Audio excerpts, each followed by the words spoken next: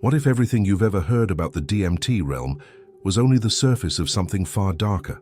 Most people think of psychedelic journeys as colorful, liberating, even playful.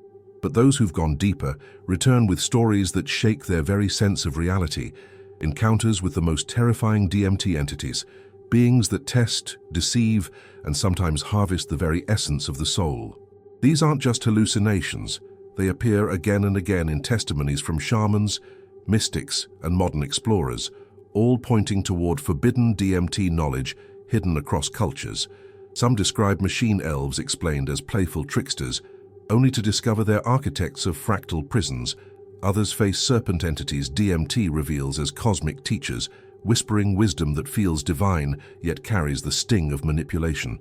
And then there are the councils, the watchers, and the shadow beings DMT travelers encounter, whose presence feels less like guidance and more like surveillance. The DMT realm explained in obsessive detail is not a paradise, it's a labyrinth, and not everyone returns unchanged. That's why this video goes deeper than the surface-level stories. We'll explore not only the fractal entities, trickster entities DMT hides behind humor, and soul parasites DMT explorers fear, but also the bigger picture. Are we dealing with ancient archetypes, or with a system designed to trap consciousness itself? You'll see how myths, scriptures, and modern accounts align, suggesting the existence of a DMT astral prison, a Saturn soul harvesting cycle, and forbidden esoteric knowledge humanity was never meant to uncover. And if you've ever wondered why the same beings appear across ayahuasca ceremonies, Gnostic visions, and Tibetan Bardo texts, prepare yourself. The patterns are too precise to dismiss. By the end, you may not only understand the DMT other dimensions, but also recognize how they mirror the systems of control already present in your everyday life. That recognition might be your first key to freedom. Before we open the gates of this journey, do one thing right now. Subscribe to the channel, hit the notification bell, and leave a like, because what you're about to hear is not easy to find, and once you know it, you'll never see reality the same way again. And trust me, you won't want to face these revelations alone. What if the journey doesn't begin with visions at all, but with something darker, an encounter waiting at the edge of awareness? Many explorers of the DMT realm explained that before fractal explosions or machine elves appeared, they first felt watched by an intelligence hiding in the void. This presence isn't passive. It feels like the gate itself is alive, vibrating with intent. Those who speak of terrifying DMT experiences often describe the threshold as a breathing wall of shadow, pulsating as if it could decide who passes through and who doesn't. It is not just a doorway, but a being in itself. And some suspect this living darkness is the first entity one must face. The moment of contact feels like standing before an examiner who already knows your secrets. Countless testimonies suggest that these hidden DMT beings test the traveler, probing fears, desires, and unresolved shadows. In those seconds, though time seems to dissolve, people claim they understood the reality of soul parasites DMT explorers often warn about, because something in the dark begins feeding on hesitation. The more fear you carry, the heavier the gate becomes. Those who surrender with courage pass more easily, while those who resist often report being dragged into darker currents. It is here that the DMT realm explained itself, not with images, but with a silent challenge. Are you ready to lose yourself? Some call these guardians trickster entities DMT, because the darkness doesn't always act as a straightforward judge. Sometimes it laughs. Sometimes it shows you something familiar, a memory wrapped in distortion, as if mocking your humanity. Others swear it revealed occult symbolism, DMT travelers later recognized in ancient myths. It might sound unbelievable, but imagine if your subconscious fears were personified, greeting you at the threshold. That's why psychonauts warn newcomers. The most terrifying DMT entities are not always the ones you see in full form. They're the ones that live in silence, shaping the gate itself. One traveler once described it to me like standing before a council of watchers, DMT hid in shadow, each eye invisible yet piercing. He said he felt like a book being read page by page, every lie stripped away. That idea of being examined is powerful, because it echoes ancient traditions where initiates faced guardians before accessing forbidden esoteric knowledge. Indigenous shamans spoke of shadow beings DMT revealed to them, testing purity of intent. Tibetan texts whisper about terrifying thresholds in the bardo, and Gnostic writings speak of archons and DMT-like gates that decide if the soul ascends or is trapped.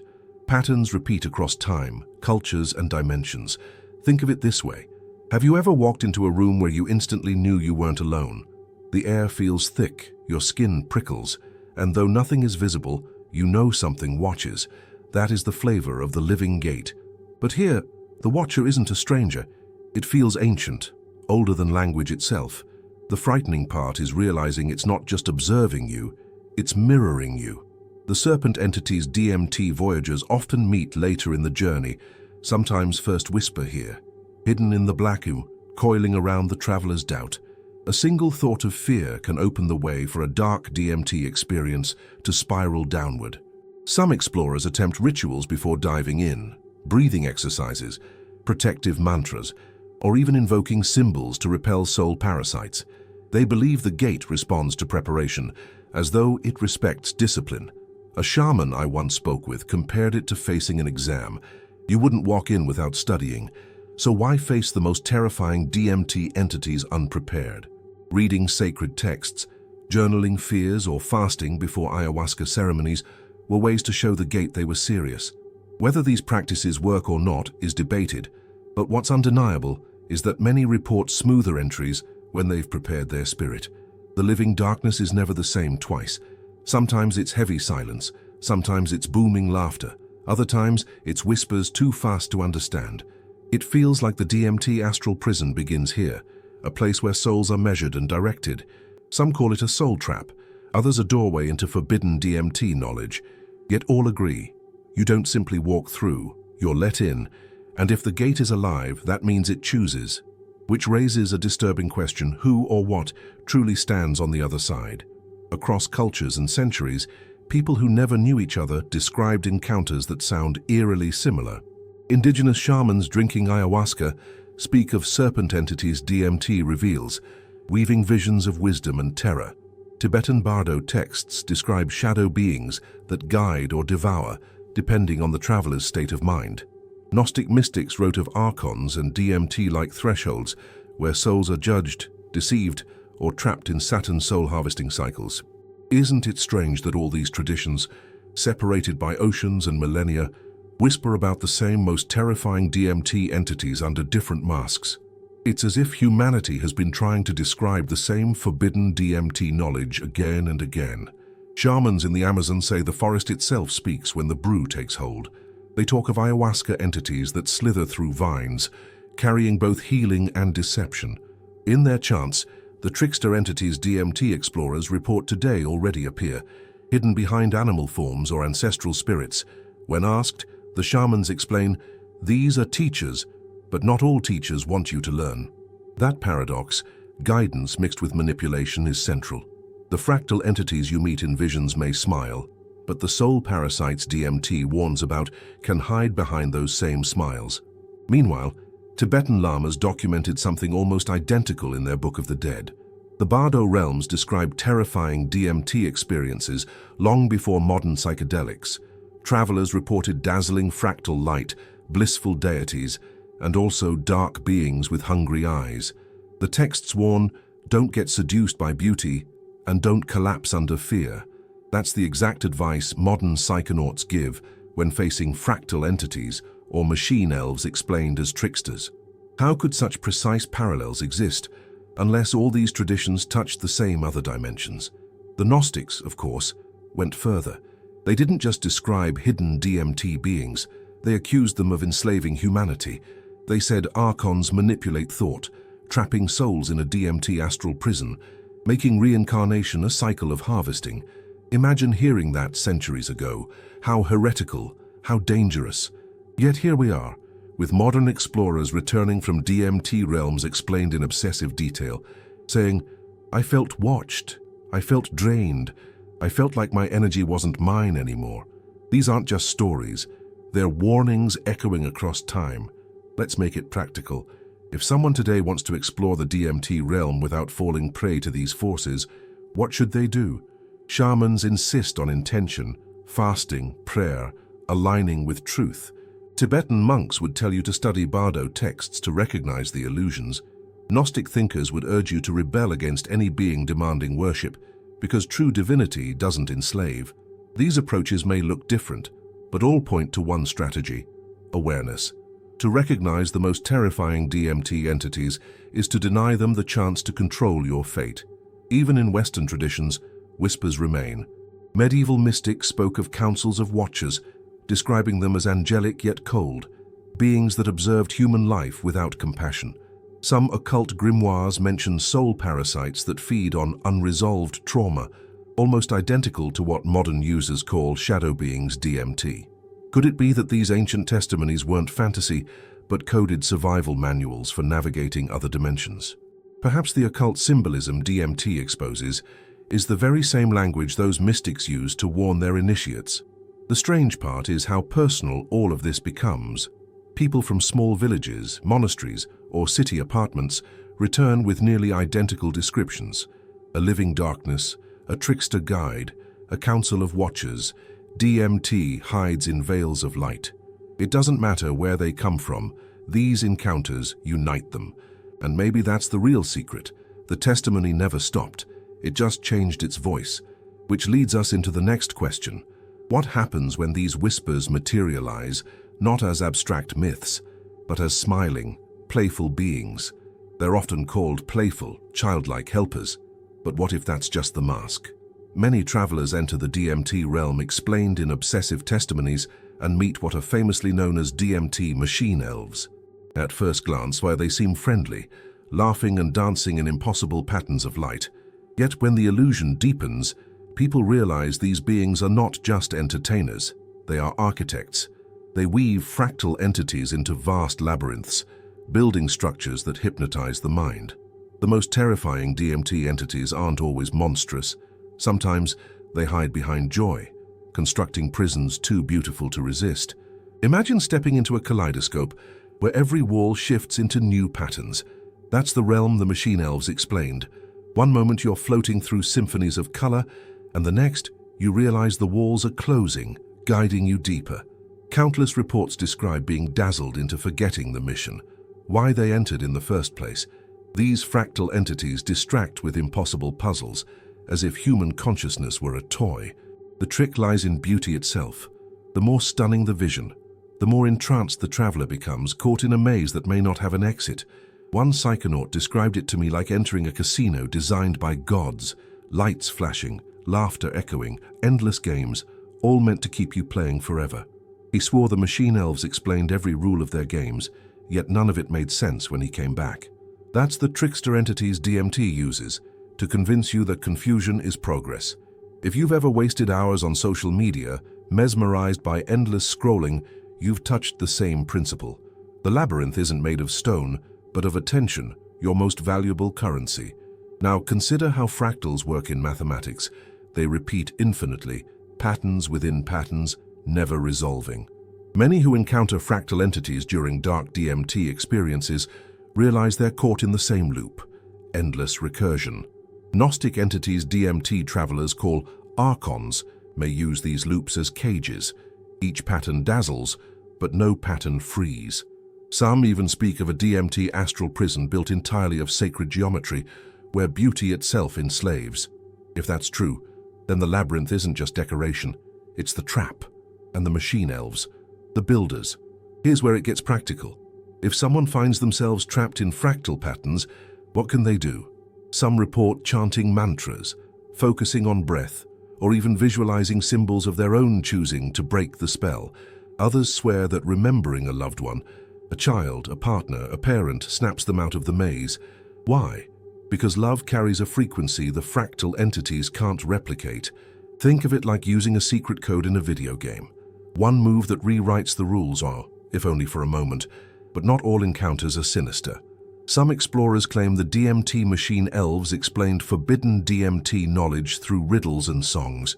They speak of hidden DMT beings teaching alchemy, physics, or spiritual truths coded in geometry. The line between wisdom and manipulation is razor thin here. What feels like enlightenment may just be another layer of the fractal prison. And that uncertainty, That blurred edge between truth and illusion is precisely what makes these beings so dangerous. If the gateway of living darkness tested your fear, then the machine elves test your focus. They don't terrify with shadows, but with glittering distractions, and if you're not careful, you might never realize you've been trapped at all. Which brings us to the next revelation. Not all entities hide behind laughter and light. Some arrive in the ancient form of serpents, coiling through visions as teachers and deceivers. From the jungles of the Amazon to the oldest myths of humanity, the serpent has always been there, slithering between light and shadow, whispering secrets we were never meant to hear. In countless ayahuasca journeys, travelers meet serpent entities. DMT reveals as both majestic and terrifying. They wrap themselves around the soul, offering wisdom in symbols and visions that feel eternal. Some describe them as healers, showing truths about nature, medicine, and even the hidden mechanics of the cosmos. Yet others insist they are trickster entities DMT disguises as allies, planting half-truths that bind the traveler deeper into the labyrinth. Think of the serpent in Eden, offering the fruit of knowledge. That image has echoed through every culture, from the feathered Quetzalcoatl to the coiled Kundalini rising within the spine. DMT gods explained by mystics often carry this serpentine form, embodying the paradox of liberation and enslavement. To receive their teaching is intoxicating. You feel like forbidden esoteric knowledge has been poured into your mind. But many return unsettled, asking, was that wisdom real or was I being manipulated? This duality is why serpent entities DMT explorers fear and revere in equal measure. One voyager told me that during his darkest DMT experiences, a colossal fractal serpent coiled around his chest. It whispered that life itself was a cycle of death and rebirth, orchestrated by archons and DMT rulers beyond human sight. The more he listened, the more he felt drained, as if the serpent wasn't teaching but feeding. That's the unsettling part. Serpents are not just teachers, they can be soul parasites. DMT warns about devouring your energy under the guise of sacred revelation. But not every story is sinister. Some who meet these beings say they guided them to healing. Ayahuasca shamans often call the serpent doctor, claiming it shows the roots of illness and the path to cure. People have reported overcoming addictions, releasing trauma, or finding clarity after such visions. In this sense, serpent entities DMT reveals act as both medicine and poison, depending on how you approach them. The line is fine. Reverence can become dependence, and learning can turn into enslavement. Now imagine applying this symbol to your own life. The serpent isn't only in visions, it's also in daily temptations. That voice convincing you to trade truth for comfort, discipline for distraction, love for control, that's the serpent's whisper. Ancient texts warned about it because they knew, whether in dreams, rituals, or forbidden DMT knowledge, the serpent teaches by testing. And every test asks the same question: will you grow stronger, or will you be consumed? Some researchers connect serpent encounters with Saturn soul harvesting myths, suggesting these entities serve the system of recycling souls.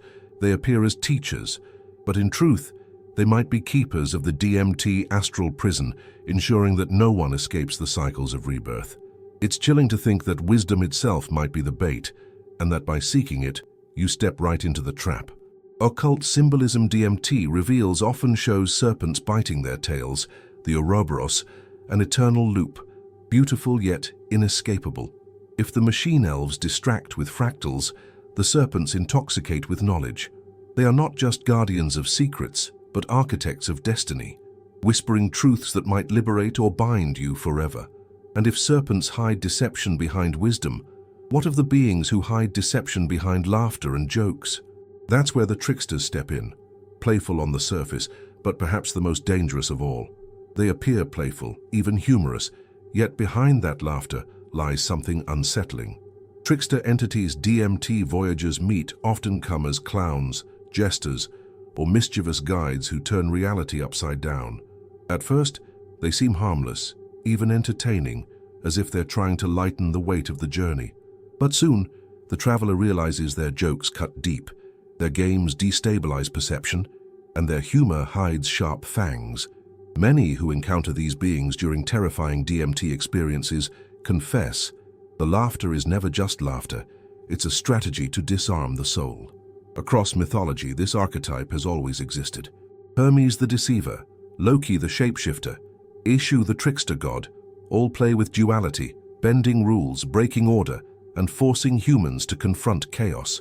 In the DMT realm explained by modern psychonauts, these same archetypes return, wearing new masks. They confuse travelers with riddles, contradict themselves, or reveal truths wrapped in lies. Some call them trickster entities, DMT designed to harvest attention itself, keeping minds trapped in a cycle of endless distraction. One traveler once described a figure juggling universes in front of him, laughing hysterically. Each time he tried to focus, the entity changed the rules of the game. It reminded him of a cruel teacher who enjoys watching students fail. Later, he realized this endless destabilization mirrored his own life. Constantly distracted, constantly manipulated by forces that thrived on confusion. That's the hidden danger. These beings reflect the same chaos we live daily, amplified into forbidden DMT knowledge so overwhelming it's impossible to ignore. Some psychonauts compare them to carnival barkers, luring you deeper into the fractal labyrinth built by machine elves explained earlier. Their role seems to be keeping you from asking the real questions, like why the DMT astral prison exists or who benefits from Saturn's soul harvesting. Instead, you're entertained, mocked, or seduced into forgetting your purpose. The most terrifying DMT entities don't always attack. They entertain you into surrender. Isn't that the most effective form of control? To keep you laughing while your freedom slips away? And yet, paradoxically, the trickster also teaches. Just like Hermes guided souls to the underworld, these shadow beings, DMT explorers, sometimes point out uncomfortable truths hidden beneath the chaos. They might reveal how easily you can be manipulated, or how fragile your sense of self really is. It's not a pleasant lesson, but one that stays with you long after the visions fade. If you've ever realized you were fooled in life, by a friend, a system, or even your own mind, you've already experienced the trickster's bite. There are ways to resist. Some suggest anchoring yourself with questions. What is real? What is mine? Others focus on breath, refusing to get lost in the games. A few even laugh back, claiming that mirroring the trickster dissolves its power. Practical wisdom surfaces here. If you can't be shaken by mockery, you can't be enslaved by it.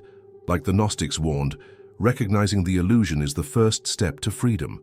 Awareness disarms the jester's tricks. But the trickster is only one mask in this theater of entities. Behind the jokes and games lurk beings far darker, predators that don't just confuse, but feed. These are not entertainers or teachers. They are soul parasites. DMT reveals in the most terrifying experiences, attaching themselves to fear and trauma. And once they find a way in, they rarely let go easily. Here the tone changes. Gone are the playful masks and shimmering fractals. Now the air thickens with a hunger that feels personal. Many explorers of the DMT realm explained in obsessive testimonies speak of soul parasites DMT exposes during the darkest journeys. These aren't serpent teachers or trickster guides. They're pure predation, attaching themselves to fear, guilt, and unresolved pain. Travelers describe them as shadow beings DMT brings forth, crawling over the body or burrowing into the mind. They don't entertain, they don't teach, they feed. Ancient texts hinted at them too. Gnostic mystics called them archons, vampiric spirits feeding on the spark of consciousness. Indigenous shamans warn of ayahuasca entities that arrive uninvited, drawn to emotional wounds like sharks to blood. Even Tibetan Bardo writings speak of terrifying DMT experiences where monstrous forms latch onto the soul, whispering despair. Across cultures, the image is the same, hidden DMT beings acting as parasites, devouring energy instead of offering wisdom. It's chilling to realize that so many testimonies, separated by centuries, line up like puzzle pieces. One explorer shared that he felt tendrils of darkness slipping into his chest, whispering all his worst memories back to him. Each time he resisted, the parasite grew stronger, as if nourished by the struggle. Only when he surrendered, not in defeat, but in acceptance, did it dissolve. That's the paradox many report. Fighting makes it worse, awareness starves it. The most terrifying DMT entities don't just scare you, they feed on the fear you generate in response. Recognizing this pattern is key to survival. Think of how this plays out in everyday life. Toxic relationships, addiction, self-sabotage, aren't these also forms of parasitism? They thrive on your attention, your energy, your wounds. In that sense, encountering parasite entities DMT reveals is like a cosmic mirror, showing the habits and people that drain you. Seeing them in the realm of forbidden DMT knowledge can be horrifying, but also clarifying. It forces you to ask, what am I feeding and what is feeding on me? Shamans often prepare defenses. They use chants, smudging, or protective talismans before ceremonies, claiming these tools repel soul parasites. Some psychonauts adopt similar practices, breathwork, grounding exercises, or even visualizing light around their bodies. Whether these work objectively or simply focus the mind doesn't matter. What matters is that many report fewer dark DMT experiences when they prepare. Just as you'd lock your door at night, you lock your mind before entering other dimensions. But the danger isn't only during the journey. Some return feeling drained for days, convinced something followed them back. They describe vivid nightmares, sudden mood swings, or a sense of being watched. The Council of Watchers DMT travelers sometimes meet may not always be neutral observers. They could be orchestrating these predators, directing them like farmers manage livestock. It's an unsettling thought, but one that keeps surfacing across testimonies. If the tricksters destabilize and the serpents intoxicate, the parasites consume. They are the lowest tier of the hierarchy, the ones who collect what the higher beings demand. And if these entities are real, or even just symbolic of forces in our lives, what does that say about the grander powers watching from above? Perhaps it's time to look beyond the parasites and glimpse the architects of the system itself, the Council of Watchers that rules from the highest veil. Above the layers of tricksters, serpents, and parasites, countless travelers describe reaching a throne room of unimaginable scale. Here, the DMT realm explained by modern explorers opens into something almost regal, vast halls of light, geometry stacked upon geometry, and at the center, the Council of Watchers DMT hides behind shimmering veils. These beings don't speak, they radiate authority. Some see them as gods, others as architects, but almost all feel a chilling certainty. They're being observed, measured, and perhaps even assigned a fate. The most terrifying DMT entities aren't always the ones clawing at you, they're the ones sitting silently deciding. This image echoes through myth, the Greek Moirai spinning destiny, the biblical thrones and dominions, the Gnostic archons ruling layers of reality. All describe councils that watch but do not comfort. In ayahuasca visions, shamans report seeing assemblies of sky beings, making decisions about human lives. Tibetan Bardo texts mention judges who weigh the soul, surrounded by fractal entities of light. Even modern psychonauts who've never read these texts return with nearly identical testimonies. Vast, seated watchers who know every detail of your life, every thought you've ever had. One traveler described the council as machine elves explained at their highest rank, gone were the playful shapes and colors. These were towering, geometric beings, their faces shifting like masks of galaxies. They didn't attack or seduce, they simply stared, and in that stare, he felt his entire existence laid bare. Others report being shown forbidden DMT knowledge, visions of cosmic cycles, Saturn soul harvesting, or glimpses of Earth as a kind of farm. Whether metaphor or literal, the impression is the same. These are not random beings, they are rulers. It's unsettling to realize how impersonal their gaze feels. Unlike the serpent entities DMT travelers sometimes love, or the trickster entities DMT voyagers sometimes hate, the council seems indifferent. They don't care about your joy or your fear. They are like cosmic auditors, tallying something you can't quite name. And yet, some return inspired, claiming the watchers showed them hidden escape codes, ways to slip past the DMT astral prison and return home. The duality persists. Judges or jailers, guides or wardens, practical wisdom emerges here too. Those who approach the council with humility, focus, and clear intent often report smoother encounters. They speak of grounding rituals, prayers, or even calling upon inner guides before entering the realm. Some claim that holding a question in mind draws specific answers, though the answers come in symbols, riddles, or bursts of occult symbolism DMT overlays onto reality. Others say the council never answers at all, only watches. leaving the traveler to interpret silence as part of the teaching. Across all these stories, one theme repeats: the council feels ancient, older than humanity, yet deeply invested in human souls. Whether as guardians, farmers, or cosmic librarians, they embody the idea of hidden DMT beings beyond comprehension. And just as medieval mystics feared heavenly courts and shamans feared sky judges, modern explorers feel the same awe. It's a continuity that suggests these experiences are not random hallucinations, but encounters with something woven into the structure of consciousness itself. If the parasites feed and the serpents teach, the Council of Watchers commands. They seem to be the architects of the entire system, the highest level of the simulation.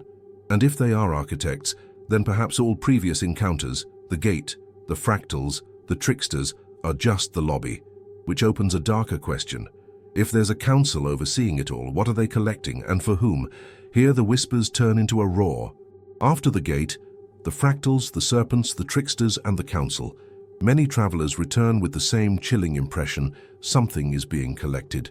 In the deepest DMT realm, explained by psychonauts, visions of Saturn soul harvesting, vast machinery, or fields of light-bound beings appear again and again. These aren't random images.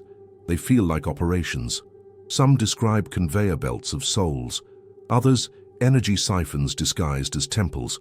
The most terrifying DMT entities aren't just watchers, they're harvesters. This idea is older than it sounds. Gnostic mystics accused archons and DMT-like rulers of trapping souls in a cycle of reincarnation, feeding off their light.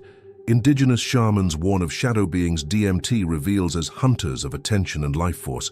Even Tibetan texts whisper about beings who guide the dead not to freedom, but back into illusion. The pattern is universal. Hidden DMT beings who profit from human experience, collecting energy the way empires collect taxes. What modern explorers call dark DMT experiences might be the same myth resurfacing. One psychonaut told me he saw rows of glowing spheres, souls, being funneled into a colossal fractal entity. It pulsed like a heart, but cold, mechanical. He said he felt his own energy being drawn out, as if his emotions were the payment. That's when he remembered stories of soul parasites DMT veterans warned him about, and realized this was the next level. The parasites are just collectors, the council directs, and something far greater consumes. He returned shaken, convinced he'd glimpsed forbidden DMT knowledge humanity was never meant to see. Look at our own world. Social media thrives on attention. Corporations harvest data. Systems feed on our time. Isn't that a form of Saturn's soul harvesting at a mundane scale? The DMT astral prison may be a metaphor for how energy is extracted in daily life. When you see fractal entities siphoning your ore, or trickster entities DMT laughing while you lose focus, it's not just a trip, it's a cosmic mirror. The harvest starts here with every moment you give away unconsciously. Some explorers claim there are ways to resist. They speak of focusing on love, gratitude, and higher intent during the experience. Others use sacred geometry or mantras as escape codes to block the siphon. Ayahuasca shamans teach that singing certain icaros can disrupt the harvest, breaking the frequency of predation. Whether symbolic or literal, these practices echo across cultures as survival strategies in other dimensions. Even Gnostic texts advised remembering your origin, refusing to bow to any entity demanding worship. Yet the harvest isn't always presented as evil. Some claim the energy exchange is part of a cosmic economy, souls learning through cycles, feeding higher orders while being fed in return. But even this interpretation leaves questions. If it's an economy, who sets the terms? And why are so many terrified, returning from dark DMT experiences, convinced they were used, not helped? The ambiguity itself may be the trap, making you doubt what you saw, so you keep returning, feeding the system again. If the Council of Watchers oversees and the parasites collect, the cosmic harvest is the endgame. This isn't a playful maze or a whispered test, it's extraction at scale. And if that's true, then the next mystery becomes even more urgent.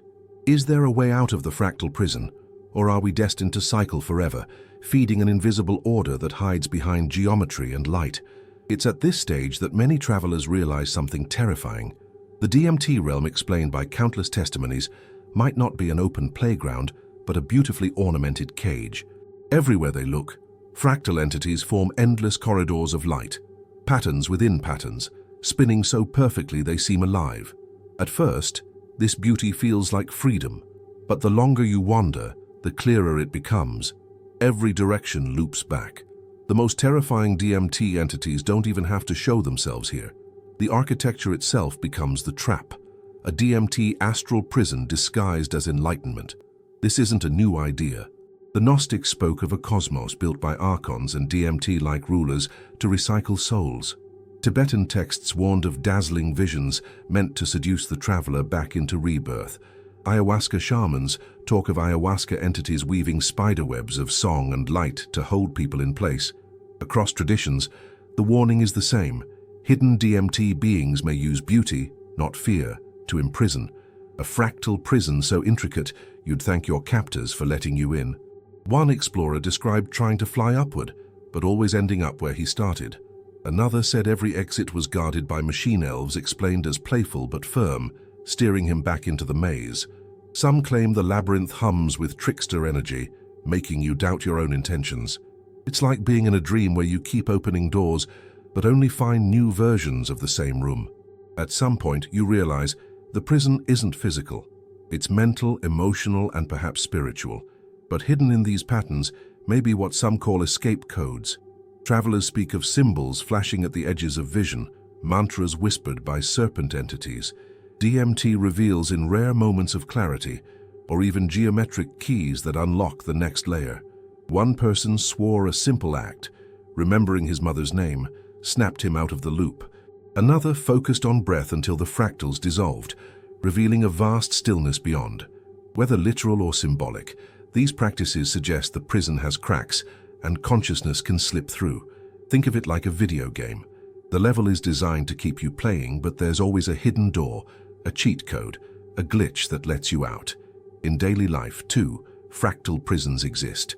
Habits, addictions, toxic cycles. Recognizing the pattern is the first step. Breaking it requires awareness, intention, and sometimes a small radical act that changes everything.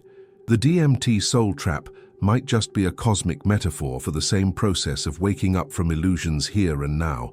Shamans prepare for this. They teach specific icaros, protective rituals, and grounding practices so that if a traveler gets caught in the fractals, they know how to navigate. Tibetan monks train for decades to recognize the illusions of the bardo and move past them.